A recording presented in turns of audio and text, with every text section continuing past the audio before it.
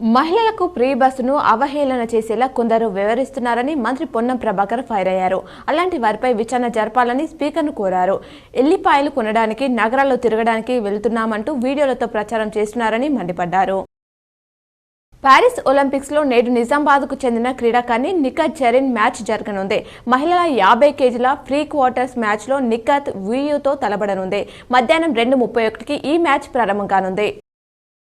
తెలంగాణకు కొత్త railway line మంజూరు చేయాలని కేంద్ర ప్రభుత్వాన్ని మెదక్ ఎంపీ రఘునందన్ రావు కోరారు. లోక్సభలో రైల్వే బడ్జెట్ పై ఆయన మాట్లాడారు.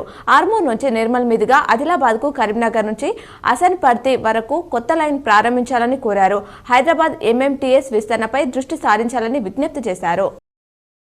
నిజామాబాద్ జిల్లాలో వీధి కుక్కల బెడద తీవ్రంగా ఉన్న నేపథ్యంలో వీధి కుక్కలకు ఆపరేషన్ల కోసం నిజామాబాద్లో ప్రత్యేక సెంటర్ను ఏర్పాటు చేసినట్లు మున్సిపల్ కమిషనర్ తెలిపారు.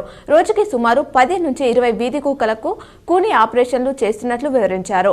అయితే వీధి కుక్కల నియంత్రణకు అధికారులు చర్యలు తీసుకున్నప్పటికీ నగర ప్రజలు సహకరించాలని వైద్యులు మున్సిపల్ డిప్యూటీ కమిషనర్ కోరారు.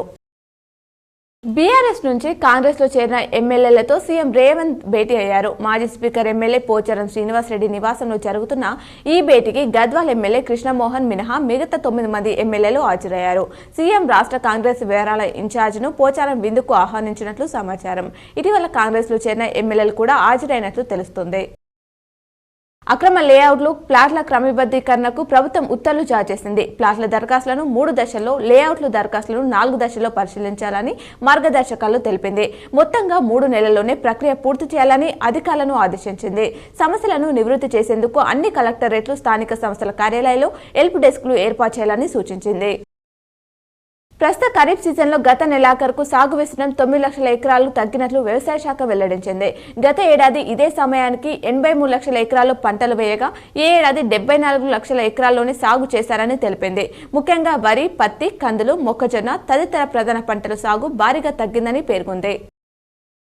తెలంగాణ వ్యాప్తంగా ఇవాళ వర్షాలు కురుస్తాయని హైదరాబాద్ వాతావరణ కేంద్రం వెల్లడించింది. ఆదిలాబాద్, మంచిర్యాల, నిర్మల్, ములుగు, భద్రాద్రి, ఖమ్మం, మెదక్, కామారెడ్డి జిల్లాలో భారీ వర్షాలు, మిగిలిన జిల్లాలో మోస్తారు వానాలు కురుస్తాయంది.